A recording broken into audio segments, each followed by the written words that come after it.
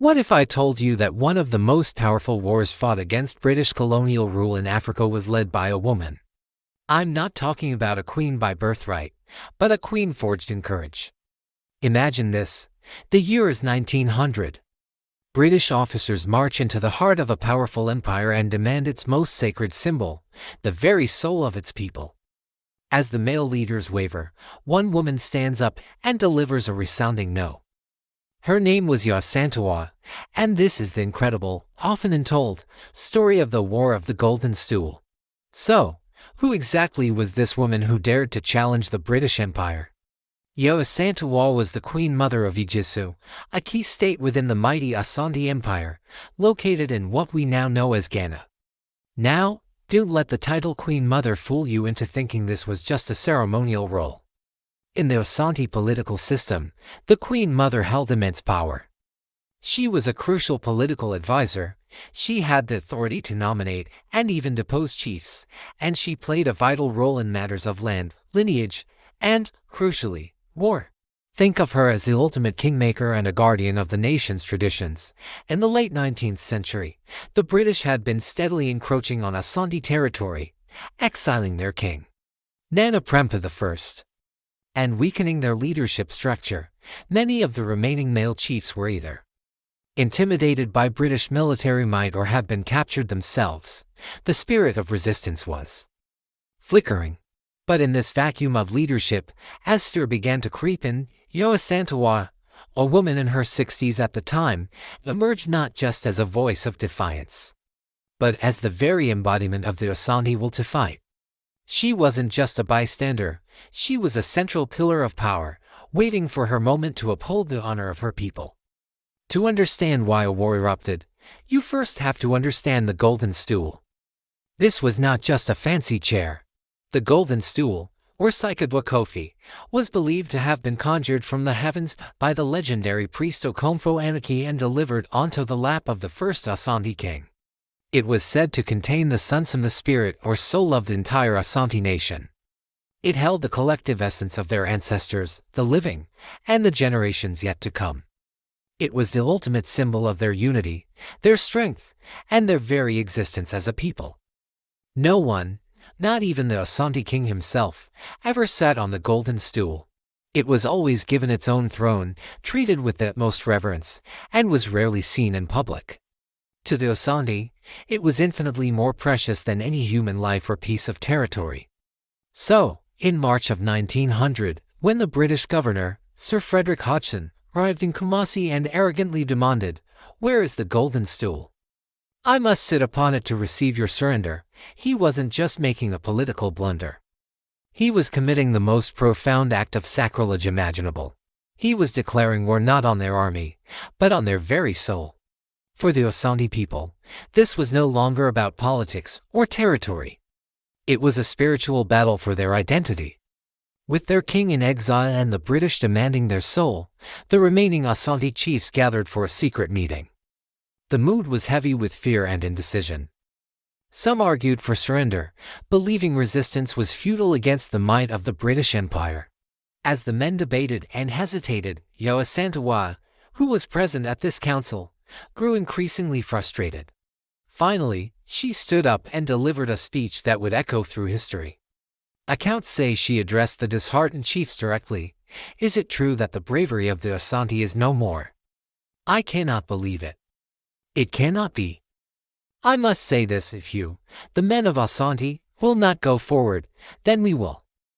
We, the women, will. I shall call upon my fellow women. We will fight the white men.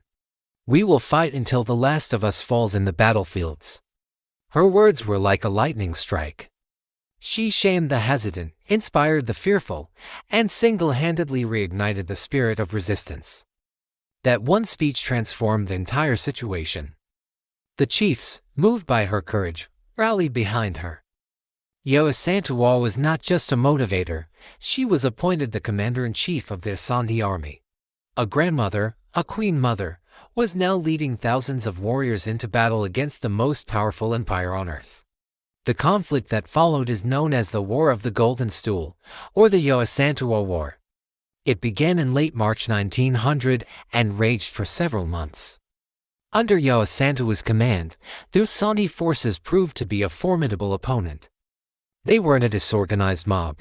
They were a strategic army.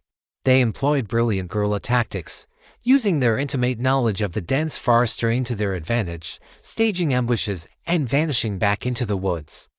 Their primary strategy was to besiege the British fort in Kumasi, where Governor Hodgson and his troops were trapped. They successfully cut off all communication and supply lines, leading to severe food and ammunition shortages for the British. For weeks, it seemed as though the Asante might actually win. They held the capital, surrounding the governor and his soldiers. However, the British Empire could not tolerate such a defeat. They dispatched a massive relief force of several thousand soldiers, armed with modern artillery and Maxim guns, from other parts of Africa and Britain. The technological gap was immense. Despite their incredible bravery and strategic skill, the Asante warriors were eventually overpowered by superior firepower. By late 1901, the war was over. Yaa Asantewaa, along with other key leaders, was captured. She was exiled to the Seychelles, a remote group of islands in the Indian Ocean, just as her king had been. She would never see her homeland again, passing away in exile about 20 years later. But what about the ultimate prize? The Golden Stool.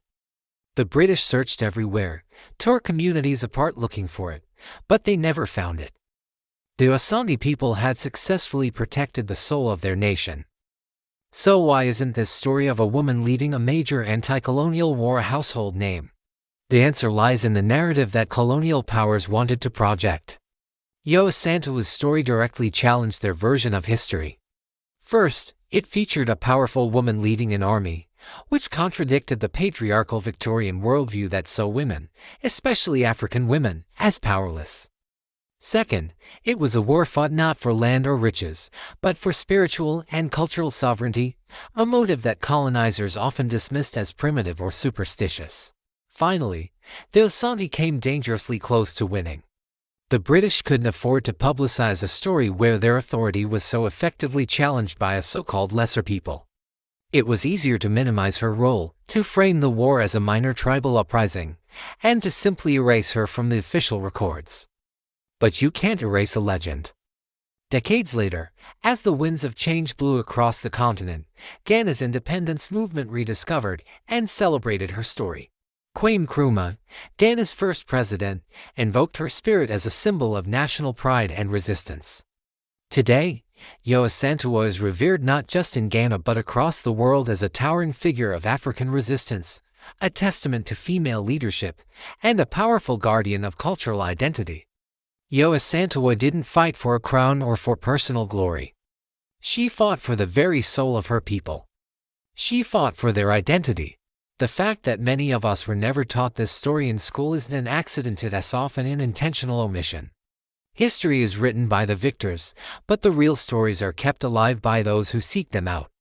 If you're tired of the watered-down version of history and want to explore the real, complex, and powerful stories from the African continent, then make sure you subscribe and hit that like button. And now I want to hear from you. Let me know in the comments which other African leader's story needs to be told. Thanks for watching.